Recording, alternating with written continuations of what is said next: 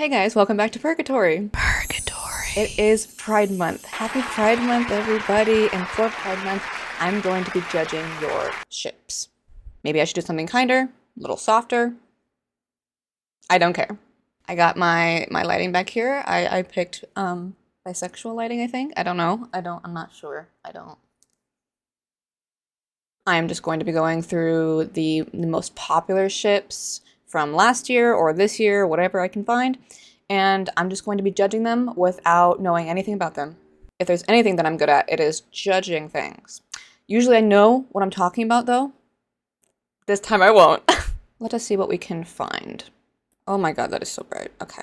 I couldn't find much from my 10-minute little look on Google, so I just decided to look on the AO3 history. It says AO3 ship stats 2022. Overall top 20 as of August 2022. It's almost been a year. Okay, fine. I'll just have to work with that. In number 1, we have Castiel and Dean Winchester. I do know who they are. I watched a little bit of the show several years ago. So I know just about nothing about them. But it's fine. And then we have Sherlock Holmes and John Watson from BBC's Sherlock, which actually is one of my shits. Number 2? No. Number 2. On the top 20 of AO3 of August 2022. I love you guys. And number 3, we have Derek Hale / Stiles Stilinski, I believe, from Teen Wolf. I know absolutely nothing about them or the show. I know that there's wolves in it, and it seems they're probably teens. And number 4, we have James Bucky Barnes and Steve Rogers from Captain America. I do know who they are. I have seen the movies, but I don't remember them very well. Can your emergency not wait? And in number 5, the last one that we'll be looking at because I don't have the time for more than that, we have Draco Malfoy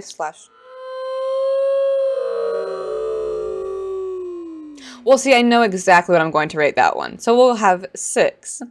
And at number 6/5, we have Steve Rogers and Tony Stark. Again, I have seen the movies. I know I know just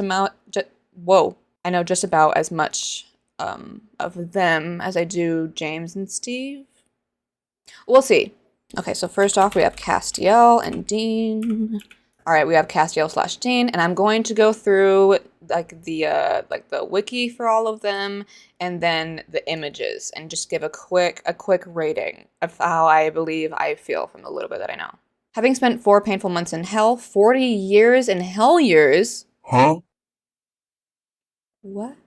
After being dragged there by relentless hellhounds, Dean is miraculously rescued by the angel Castiel, who later tells Dean, "I'm the one who gripped you tight and raised you from..." And I'm understanding it now. This rescue mission marked Dean's left shoulder with the handprint of the angel, as well as healing his body from the hellhound. I'm already on board. When Dean continues to be rude, Castiel loses his temper and tells Dean that he should show him some respect because as Castiel was the one who took Dean out of hell, Castiel can just as easily change his mind and throw him back in. Okay, there's a lot here, so I can't read everything, especially since I have several different other ships to go through. But it seems we have maybe a little bit of enemies to lovers here. Maybe just a little bit. Let's check out some pictures, get a feel for it. Oh my god. What is happening here? They look nice next to each other. Gotta say, ooh, is this real? Is this a real picture? The quality is garbage, but is this real? Okay. I really get it. From what I know, from what I'm saying, I'm really getting it. I can feel it, and I understand. Is this real? Look at that eye contact. That's a big thing in queer ships, is the eye contact. They do it better than any straight cishet. You know what I mean? Any of those ships. They always do it better. The queers always do it better. I didn't see Shia in the back here until... Okay, so ignoring him, which is hard because it's the funniest thing ever. Is this real? Look at... That did it for me. I'm on board. What should I give this shit? I'm already on board. I'm on board with it. I need to look at the fan art first. I'm getting that... Okay, so Castiel is in danger, and he's like, "You're not gonna touch my man." Is this a popular thing? Is this like a canon kind of thing? Okay, we're keeping. This is good. I'm not blown away, but they're keeping the age. They look like the grown men that they are. They look extremely similar to real life.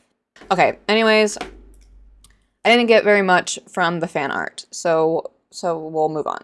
Okay, so we have enemies to lovers. They are supposedly at least middle-aged men, or just not children, is my point. Oh, wait. How old is Castiel? How old is Castiel in human years?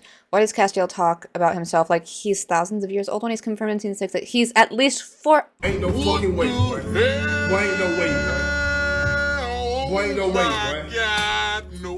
Oh my god. Whoa. Oh my god. So of enemies to lovers. Big age difference, but one of them is like middle-aged man. We have like an angel versus like a non-religious guy. Okay. I don't know too much about them, but from what I'm getting, I'm rating a 7. I rated a 7 out of 10 because the age difference. That's a big thing for me. It's a little crazy, is it not? But Dean is like 26 when the show even starts, and that's not even when they meet, I'm pretty sure. So, after Castiel absorbs a soul of purgatory. Hi. I'd rather have you cursed or not. Oh. Oh. Let me bottom line it for you. I'm not leaving here without you, understand? Oh. And this is by Dean. Or family, we need you, I need you. Girl, get away. Get away. This is canon and I don't care what anyone says. This is enough to be canon because I said what I said. Naomi later visits Dean and in an attempt to manipulate him, plays on his love for Castiel and suggests perhaps Castiel does not feel as strongly in return as he is missing. Gay. I didn't even realize that my light went off because I was so into what I was reading. In his speech, he tells Dean that he is the most selfless, loving human being that he will ever meet, and that him caring for Sam, Jack, and everything was because of Dean, admitting that he's an...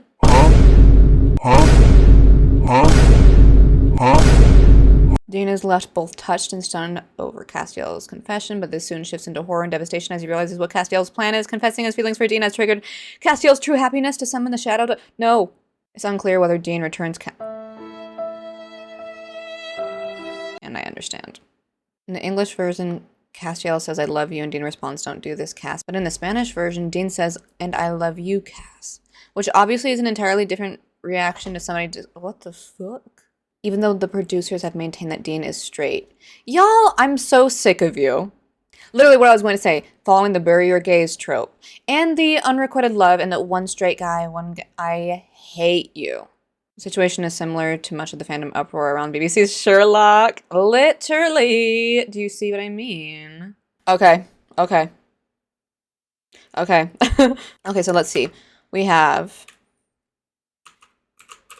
enemies to lovers.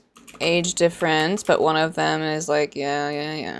And we have like that constant tension and the constant like, they think like there's a word for this, but like they think that the other person has died and they're like, I'm devastated. Oh my god, I hate my life. But then they come back. I'm just gonna type fake death. However, I'm going to do unrequited love. Or I'm doing unrequited love. It was a bury your gays. And they have a lot of time to build a relationship. That's very important. I'm gonna do, actually, enemies to friends to lovers. Which is even better. Lots of time to build a relationship. Okay. Do I stand by my 7 out of 10? Yes, I do stand by my rating of 7 out of 10. But it's from a more loving place now. It really does seem that they had quite a bit of time to build up their friendship and their relationship in general. It seems that we have that thing where like these guys don't often talk about their feelings, especially Dean. but at least like once a season or around that, it seems they give away their feelings just in a, you know, and they say very sus things. But it was a bury your gays. There was an unrequited love. And after all that time, it's a 7 out of 10. I'm sorry, guys, but it's a 7 out of 10. It seems that I like them. Their story is good. Their ship's good. I understand it and I get it. But it's a 7 out of 10 for me. Okay, so then we have Sherlock Holmes and John Watson, John Locke, and let me tell you, I know plenty about them. I've seen the show all the way through several times. I forced my friend to watch it so that I could overanalyze it and we could really talk about the queer baiting and everything. I know a lot about it. I read fanfic of them often. And let me tell you, I love them with my whole heart. I do. And let me just say, Season 4, John Watson, you can go to hell. You can go to hell. But nonetheless, let us look. Let us take a look. First off, and we really need nothing more. And I understand why this started a giant fandom around them, a giant shipping between them, because it's not even like the normal queer ships. First episode, John starts saying some sus things, and then even Sherlock. Let me. Sherlock's whole thing is that he can read people, and he just knows everything about you basically because he can just read you. He's almost never ever wrong. So if he looks at John Watson, who he's been around for a while, who he clearly can read and understand, and he says that John's hitting on him, then John's hitting on him!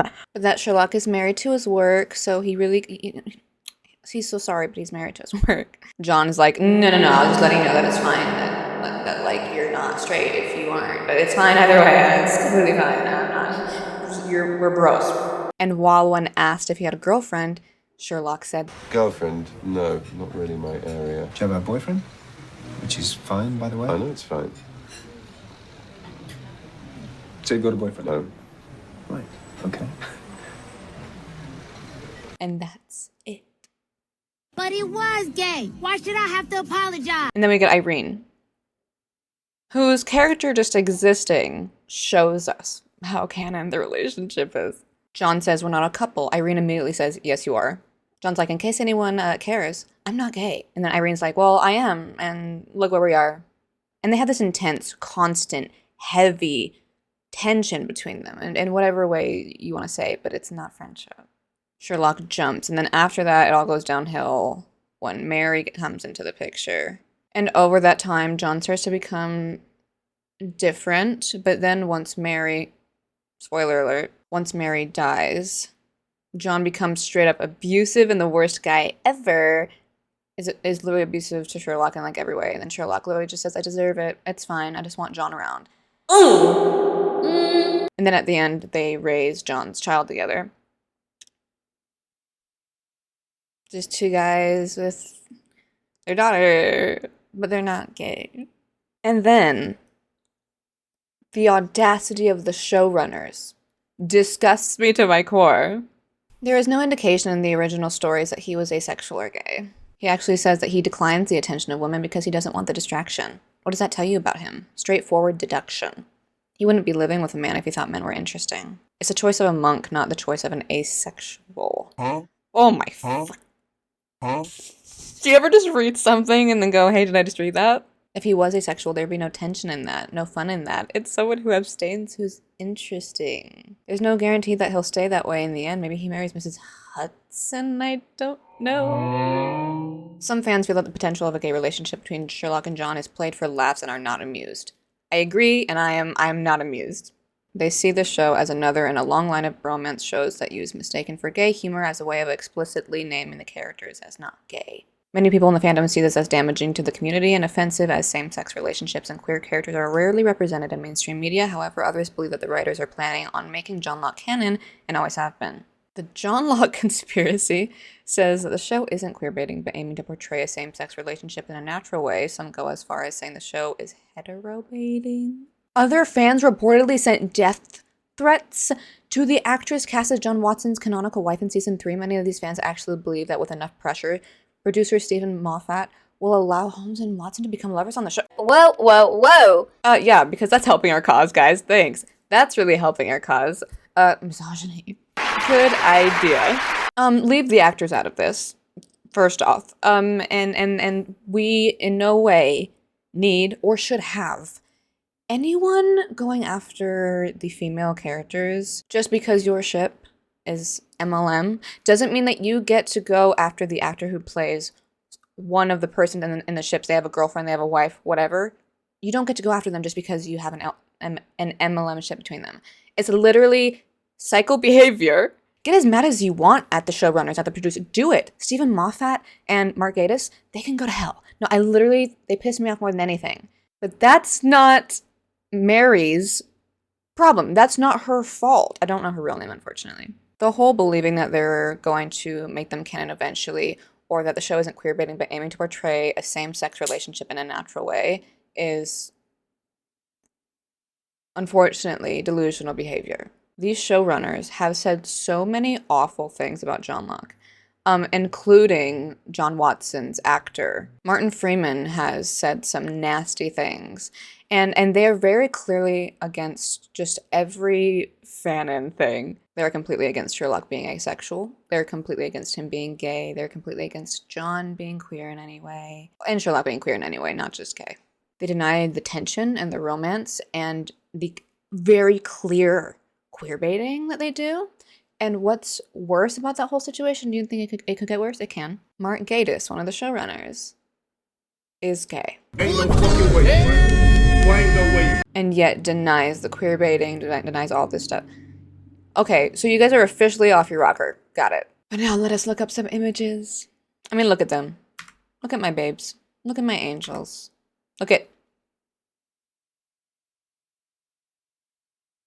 this. Look at this. Look at this. Look at this. Look at this.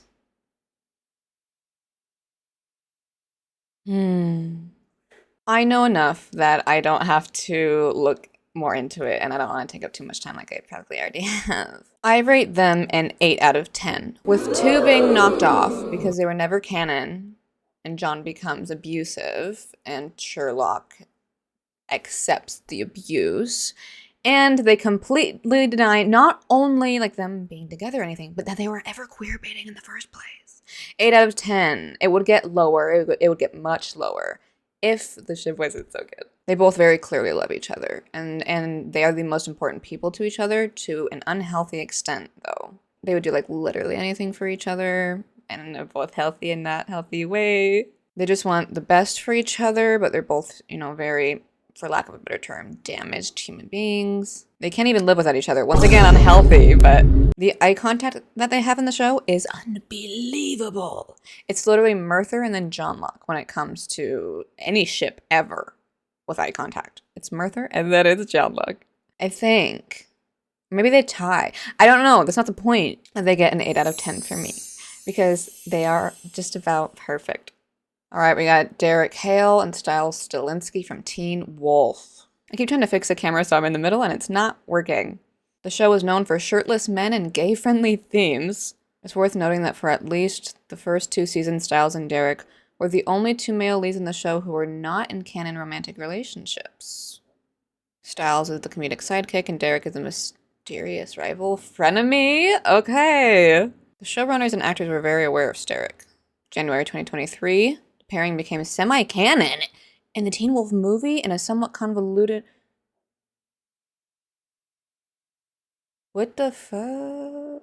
The Stiles Derek live journal community was created in 2011. It's been around that long? Oh. In 2013, actor Tyler or something seemed pleased to be gifted the Derek book, but by 2014 was refusing to sign Derek fan art at conventions.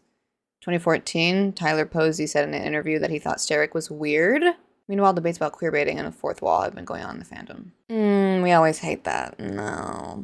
Okay, so I'm getting, mixed messages with, like, the cast, stuff like that. I need to know about them. Because so far it's seeming that there's not a lot. I'm not saying that you can't ship them. I'm saying that there doesn't really seem to be anything going. You know what I mean? Derek fan and tropes. Fandom tends to focus on their love-hate relationship as well as every single werewolf trope known to mankind. Oh, okay. So like my last video. Okay, like my last video on Omega Bridge. Derek threats of physical violence to Stiles, and the horror movie aspect of the show leads to many fanworks exploring themes of the characters becoming close and dramatic and tense situations. Common themes are Stiles is Alpha Derek's mate, so he's Omega. Fandom and canon shows a decidedly calm reaction to... There's being a monster effer, and then there is being into that. They are different. And Prague, of course, additional tropes. Derek shoving Stiles against various surfaces. Although Derek does smack Stiles several times, there's only one scene in season 1 where he shoves Stiles against the wall. This scene has been reblogged as a Tumblr gif and reworked in fanfic a lot. Derek is taller than Stiles, even though the actors are the same height. Oh, hate that.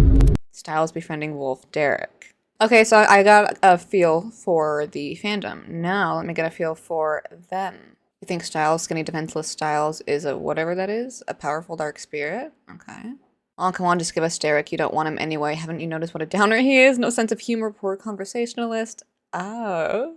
Okay, this is what they look like. I just realized I've never seen what they look like. Why does he look so old? Intimacy. Allies, friends, former frenemies. They distrusted each other at first, but have since become friends. They protect and defend each other. Okay. He was bitten by the alpha and then turned into it. From the start, their relationship was antagonistic. Stiles believing Derek to have killed his sister, whereas Derek believed Stiles to be yet another naive teenager. Let's do a quick check. Peter Hale claimed a 15-year-old Derek. Okay, 15. Stiles is 16. Okay, so like a 1-year age difference? Oh my god, thank god. He believed him to be another naive teenager like himself? I'm scared. The two began reluctantly working together to keep the citizens of Beacon Hill safe from the Alpha. Enemies that have to work together for the sake of everyone else, who then become friends, who then become love. I see it. Though their interactions continued to involve the two being snarky and occasionally even rude, Derek could barely tolerate Stiles. I have to say, unfortunately, I'm really not feeling it. I can see it in others' eyes, but I personally can't see it. And I'm not feeling it. I'm not feeling anything. It feels very to me.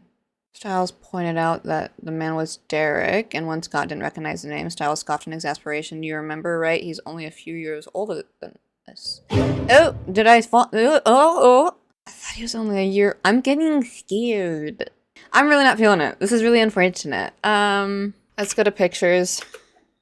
He looks so much older than him. It doesn't feel comfortable. Okay. Look at that.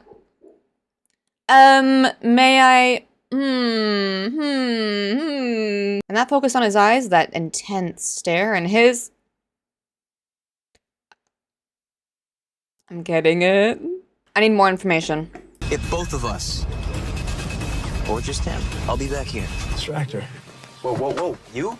You're not going in there. I'm taking my hand off. Yeah, that's right. If I'm harboring your fugitive ass, it's my house. My rules, buddy.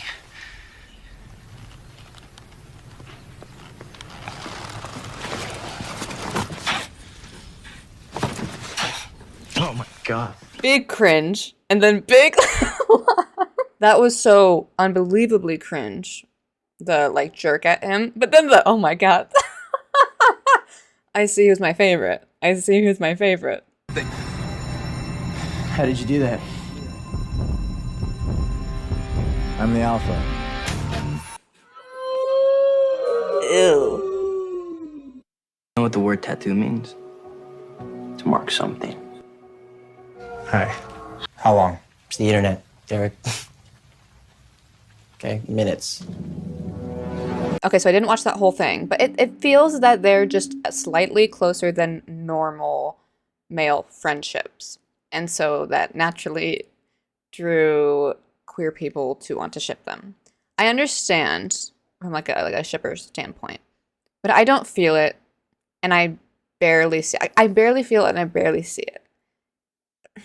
Once again, it just seems different to how male friendships are usually portrayed in media, and they seem a little bit more.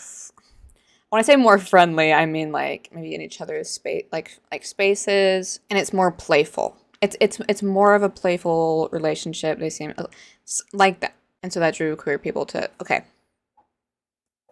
I get it, and I understand. I just don't really feel it, and I don't really see it, but I do a little bit. Unfortunately, I'm going to have to rate it a 5 out of 10. I'm sorry. Well, nothing's necessarily bad. But considering that I rated the other ones like 7 and 8, I'm gonna have to do 5. I'm sorry, guys. It's just, I don't feel it, and I don't really see it. I understand it, but I don't see it or feel it, if that makes sense at all. And I get the whole enemy to friends to lovers thing, or just enemies to lovers or whatever. I feel that, and and with the Omegaverse and the werewolf and stuff like that, from fandom and canon, from fandom and canon sides, I have seen it and I understand it, but I don't really. Okay, you get it. You get it. It's a 5 out of 10 for me. And then we have James, Bucky Barnes, and Steve Rogers. In the comics, Steve often can't think of anything or anyone but Bucky. Sometimes they spend whole issues calling for each other. When given the chance to go back in time, Steve would gladly sacrifice everything he has just for a chance to be with Bucky again. Even in alternate universes where Steve is turned into an angel, nothing can keep them apart. It should also be noted that Steve's post-coital dreams and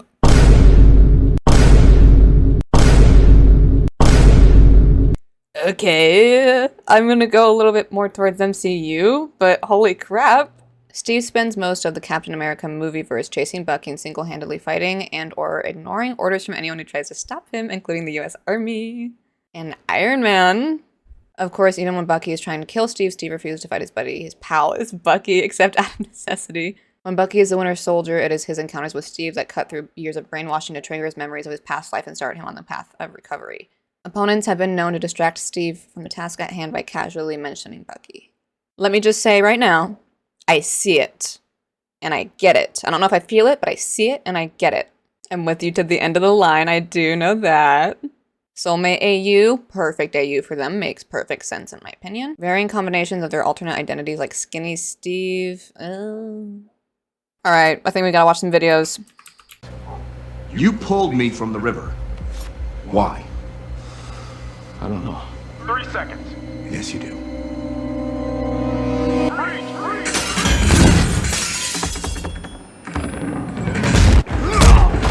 Fuck, stop!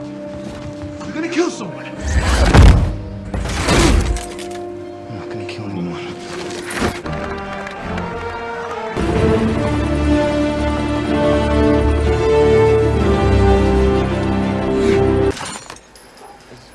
It's me. It's Steve. Okay, yeah, it really just seems like the last ship with Steric, but like in a different way. It seemed that they just have a deeper friendship, a deeper relationship than most male friendships and most male relationships that are portrayed in media. And so queer shippers came in, like saw it, came in, that makes sense. Even after watching that, I do not feel it at all. But I do see it and I do understand it much more than Steric. I absolutely understand in the way that they seem like soulmates, like 100%, and that unshaking devotion to each other, and that even when one is brainwashed and all these different things, like they're the most important people to each other. I see why it is turned into a ship. As for a rating, I rated Steric 5, right? I don't want to rate this one a 7. But 6 feels... I think 6 is good, actually. 6. I'm going to rate this as 6. I see it, and there's nothing wrong with it at all. The fandom seems to not be too weird from what I've seen. I am not underestimating them, though. Don't worry, I do understand fanfiction. But I don't feel it, even though I see it and I understand it. So I rate Stucky a 6 out of 10. And then we have Draco Malfoy and Harry Potter. And if you know anything about Harry Potter, or anything about the one who shall not be named, and I don't mean in the Harry Potter universe, I mean outside of that. J.K. Rowling has said and done seriously demented, disgusting things about the LGBTQ community, and she has genuinely impacted the community. And I stand firm in my belief that there would not be as many TERFs today if it wasn't for J.K. Rowling. And other things that she's doing over in the UK, I believe it's in the UK, it is inexcusable. It is furthering the genocide of trans people. And the books themselves are heavily bigoted and very concerning. Separate the art from the artist is not used correctly nowadays. That phrase has nothing to do with alive figures, with people who are alive. This does not have to do with people that can still impact us today. If you spend money on anything in the Harry Potter universe, you are giving money to her. That's just the fact. You can say, oh, but this, but that. You're still giving her money or attention or anything, and you are helping her hurt queer people, or trans people specifically. I understand how hard it could be to let go of a ship or a fandom that meant so much to you.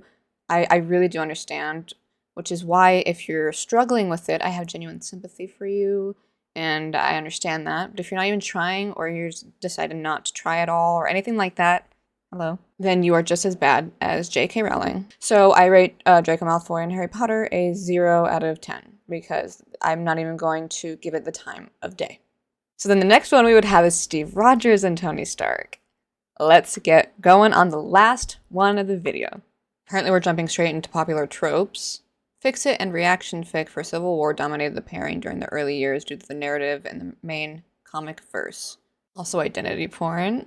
That is my favorite, with my ship, one of my biggest ships of all time, which is Spidey Pool. There are a number of stories in which they hate out hating each other or thinking the other hates them, but really they don't. For the most popular trope, oh no, poor Tony, see most of the fandom. Steve and Tony start off as highly antagonistic. Steve is bristly and easily prodded. Tony is, of course, a prodder by nature. Basically, I think I remember quite a bit. I think I remember quite a bit from the movies. And that tension. I get it because of the tension. It's nothing like John Locke or anything like that, but it is there. And especially in whatever movie it is where like they're fighting because of Bucky, I can see that. And just because, as it says, like Steve is bristly and easily prodded, and Tony, of course, is prodder by nature, and it gives that kind of, you know? And it could be seen as like kind of enemies to lovers, but then there's that whole betrayal like arc thing. I get it. Okay, so overall, unfortunately, there's not too much to be said, it seems, with them. Nothing more than what I've already said, at least. I see it and I get it, and I kind of feel it, actually. I'm trying to decide how I feel about them. I give it a 6 out of 10, just like Stucky. Because while Stoney doesn't have the connection that Stucky has, they have more tension, more sexual tension, or whatever, than Stucky, in my opinion, from what I've seen, of course. So I will say that they're both 6 out of 10s. By the way, this is not my opinion in which, like, me shipping, just what I think of the ship, if that makes sense. Well, oh my god, that took longer than I thought it was going to. I've been filming for like 2 hours because I wanted to make sure that I was thorough and that I read enough. Obviously, I didn't include everything because I couldn't, because this again would be a very long time. I want to apologize if I didn't do any of the ships justice. Of course, this was just a really quick, I had to read really quickly. I couldn't do too much research. So I apologize if I didn't do the ship justice, but also know that I don't judge you if you ship any of these ships except for the Harry Potter thing. And even if I didn't give the best rating, again, I don't judge you and I don't judge the ship. But anyways, if you guys want to share more of your ships with me, completely feel free. I'd love to read your comments. If you want to tell me about them, if you want to gush about them, please feel free. I more than anyone understand wanting to talk about your ships and get excited about them. I more than anyone understand. So please feel free to info dump if you'd like. But thank you guys so much for watching. If you got all the way to this point, I appreciate it very much. You make me very happy, and happy Pride Month. And as a parting gift, to apologize for maybe not doing the ships justice, and also just to give you some tips to succeed in life if you'd like, I want to let you know that you cannot trust any bitch. You cannot trust one. You cannot trust a half. You can't even trust a quarter. Did you know you can't trust any single bitch? If you want to succeed, you'll listen to my advice. I hope you listen so you can thrive. Once again, guys, thank you so much for watching, and absolutely happy Pride Month. I hope all of you have the best month ever.